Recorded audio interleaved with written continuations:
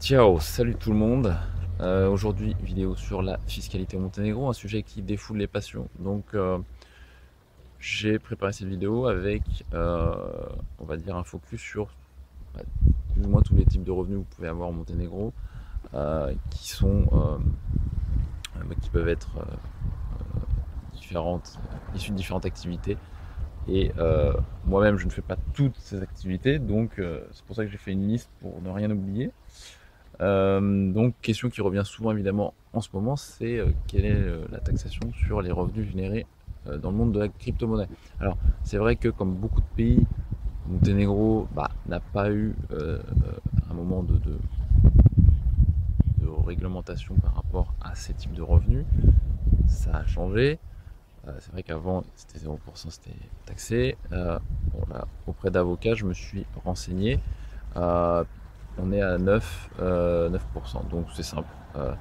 C'est à peu près le niveau classique que vous pouvez avoir ici pour pas mal de types de revenus. Et donc, du coup, avec les cryptos, c'est le cas. Donc, quel autre type de revenus je peux ici vous parler? Par exemple, les actions. Si vous avez des dividendes, alors pas des dividendes, mais je veux dire si vous avez investi donc en bourse et donc dans des actions dans différentes entreprises, etc.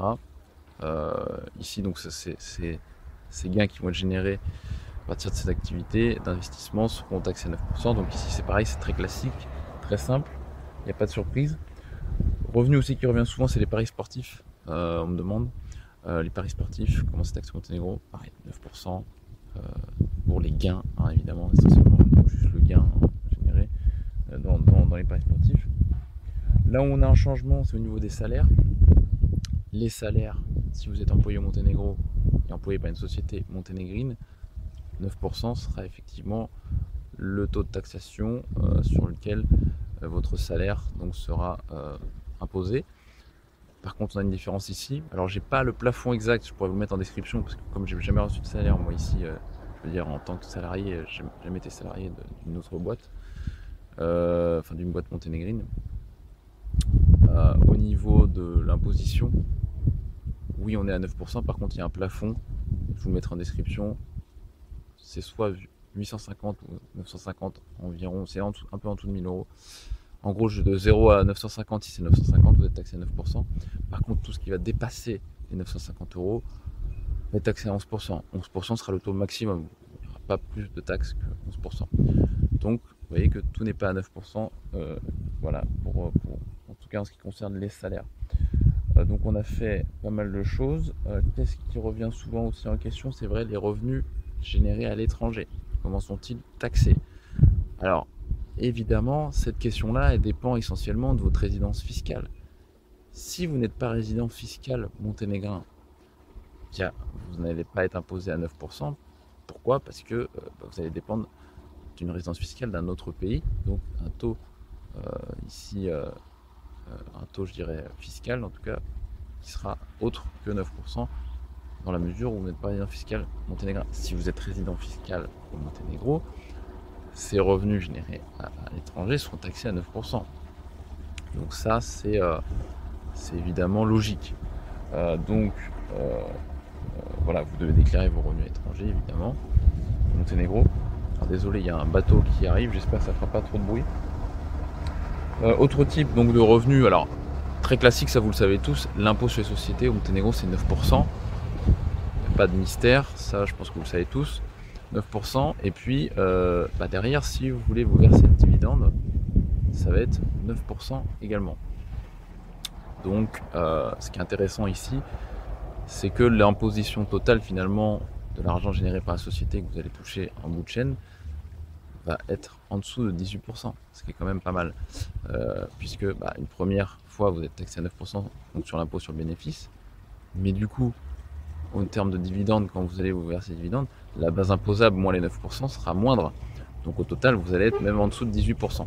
Donc ce qui est quand même intéressant si on compare ça par exemple à l'Estonie où on est à 20%. Donc on voit que le Monténégro avec ses 9% ici fait vraiment dans la simplicité, hein. Donc ça c'est pour les dividendes. Et l'impôt sur les sociétés que je viens de traiter. Évidemment, un revenu qui intéresse beaucoup de monde, c'est les revenus locatifs.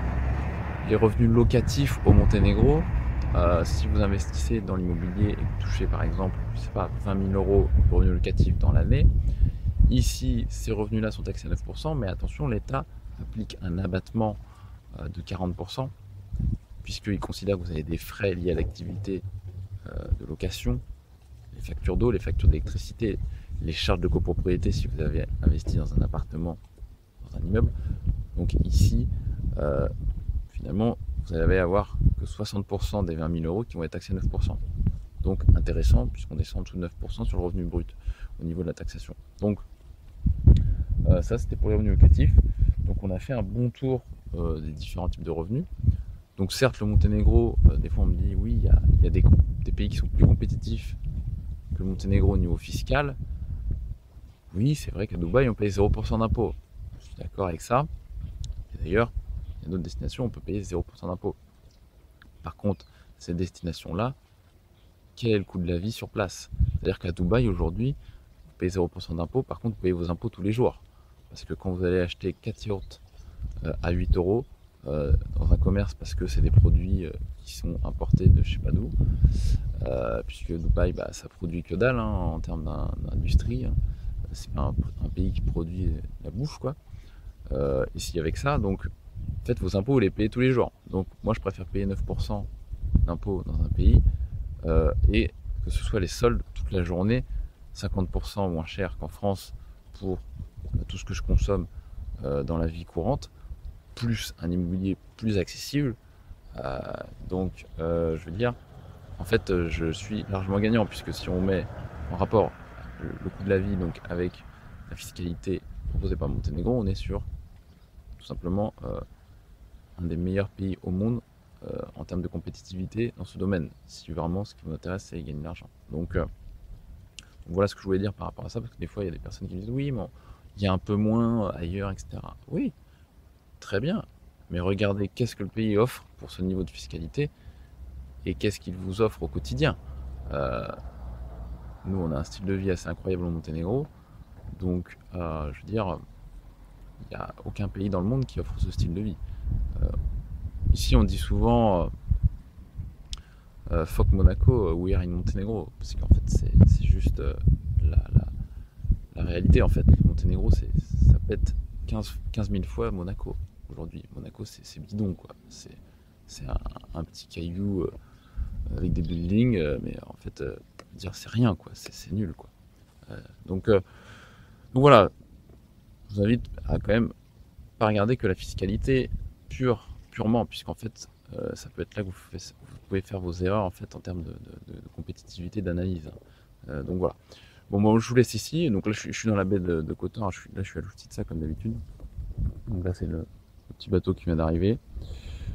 Donc en face, vous avez le port de Biella qui va être un port d'entretien pour les méga yachts, puisqu'il n'y avait pas cette offre-là. Donc là, ça va être nickel parce que les yachts que vous voyez par exemple à Porto Monténégro, qui sont souvent les plus gros yachts du monde, ils vont pouvoir en fait juste aller faire leur vidange là-bas. Donc ça va être super. Et voilà, ici après vous voyez plusieurs îles qui sont dans la baie de Kotor. Il y a plusieurs îles dans la baie de Kotor. Donc voilà. Moi je vous laisse ici et puis je vous dis à très bientôt au Monténégro et puis venez en vacances pour tester déjà. Ciao ciao.